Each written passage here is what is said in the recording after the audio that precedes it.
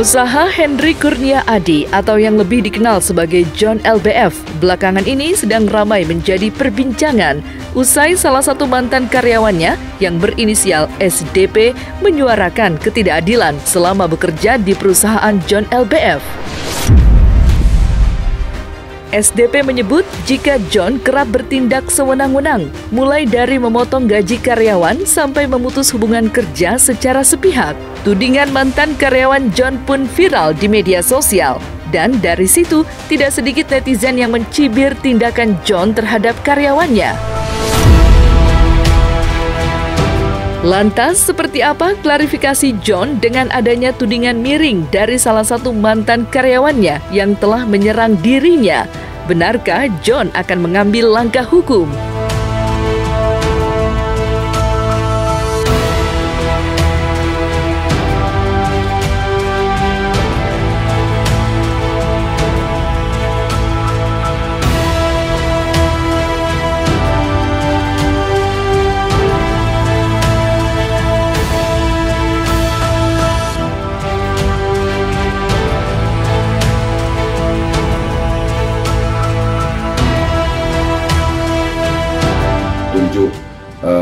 Tim hukum saya, Bang Maci, untuk mempelajari masalah ini, ya. Jadi karena saya bukan ahli hukum, jadi saya harus koordinasi dengan dengan tim lawyer, ya, Bang Maci, untuk membereskan masalah ini, gitu loh, ya.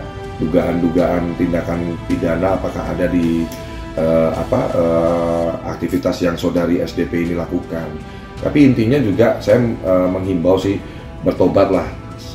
Cukup prihatin ya dengan pemberitaan tersebut, karena tidak yang disampaikan itu menurut saya harus ada pembuktiannya dulu sih ya. Jadi kan kita sebagai masyarakat juga harus paham dan jeli melihat informasi yang beredar di media sosial. Kalau informasi itu apakah fakta ataukah itu berita yang tidak benar, gitu loh ya Mas.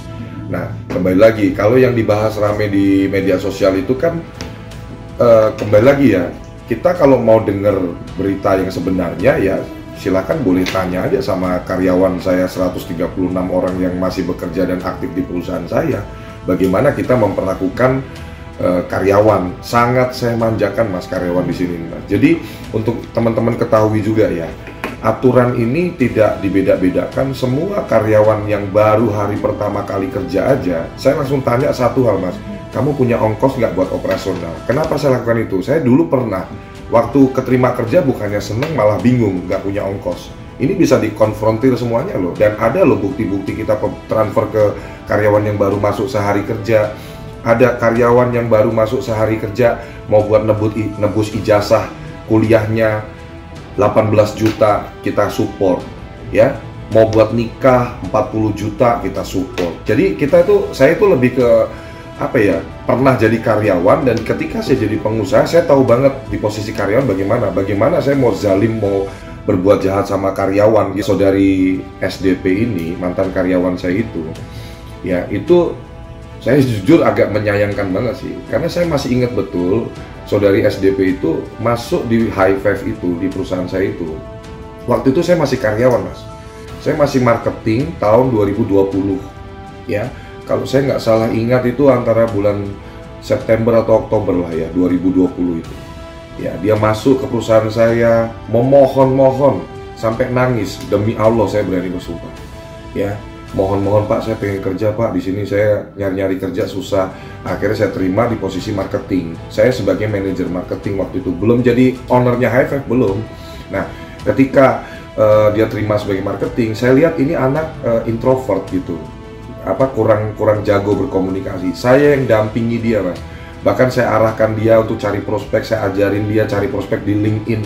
Nggak lama, 3-4 hari saya ajarin, dia langsung closing virtual office 2 unit di dapat prospeknya dari LinkedIn.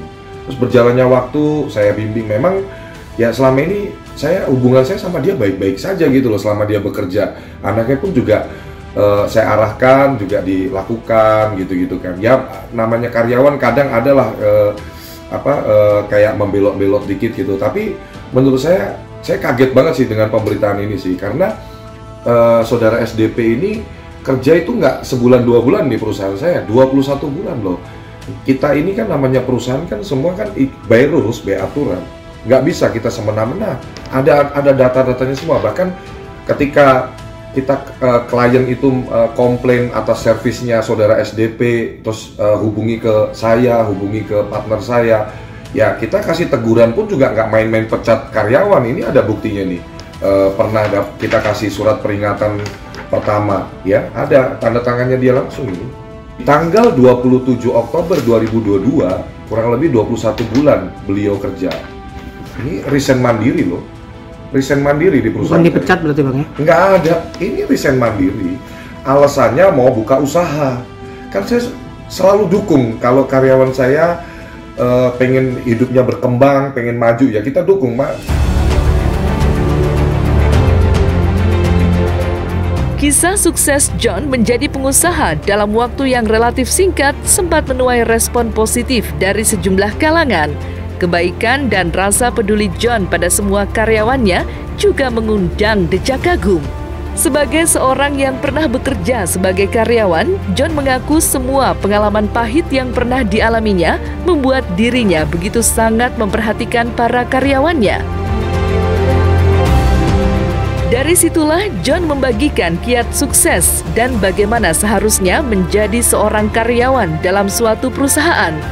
Permasalahannya dengan SDP yang tidak lain mantan karyawannya juga menjadi pelajaran berharga bagaimana seharusnya membangun hubungan kerja agar tercipta suasana kerja yang membuat karyawan dapat berkembang. Maka seperti inilah curahan hati John tentang mantan karyawannya yang sudah ia bantu namun justru menyerang dirinya. Saya nggak ambil pusing urusan begitu. Saya lebih akan happy untuk saya fokus bekerja, ngurusin perusahaan saya yang ada 6 itu, ratusan karyawan saya ini bagaimana saya pastikan mereka berada di tempat yang tepat, punya masa depan yang baik. Itu aja sih concern saya sih Mas untuk saat ini. Nah, jadi saudari SDP ini memang saya bisa bicara dan ada bukti-buktinya. Jadi ada grup-grup WhatsApp yang dibuat itu di luar grup resmi perusahaan, ya. Dan di grup itu saya pun sudah punya data-datanya semua.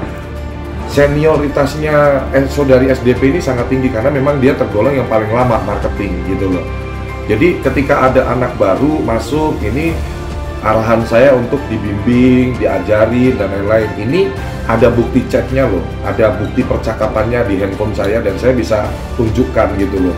Jadi ada kalimat-kalimat, nih lu pada baca pakai biji mata lu gitu-gitu ya, sampai yang jadi ada kata-kata kasar lah Bang ya. Banyak kata-kata kasar yang dilontarkan oleh saudari SDP ini sehingga membuat kultur suasana bekerjanya ini jadi horor gitu loh. Padahal selalu saya arahkan ke semua orang yang bekerja di perusahaan saya. Bekerja di perusahaan saya itu saya nggak ngelihat latar belakang pendidikanmu apa. Yang saya utamakan adalah adab dan attitude, itu nomor 1 gitu loh. Dan jujur aja ya, saya pun juga punya data-datanya segala macam. Klien-klien rata-rata yang dihandle oleh saudari SDP ini banyak yang mengajukan komplain ke saya. Makanya waktu itu sempat ada surat peringatan, ya teguran-teguran itu udah sering, ya dia slow respon lah, ya kan, terus janji ke klien tidak tepat waktu sehingga image perusahaan juga terganggu juga lah pastinya gitu kan. Jadi kembali lagi teman-teman, saya perlu luruskan bahwa pengusaha tidak ada yang mau marah-marahin karyawan atau komplain sama karyawan kalau karyawannya udah kerja bagus. Kalau kita sudah bekerja bagus, ya bisa menjaga nama baik perusahaan. Ngapain sih pengusaha kita nyapein harus negur karyawan, harus kasih surat peringatan, harus marahin karyawan? Kan di setiap tempat kan pasti ada aturan, di setiap kantor kan pasti ada SOP, ada KPI dan lain-lain yang harus kita taatin bersama gitu.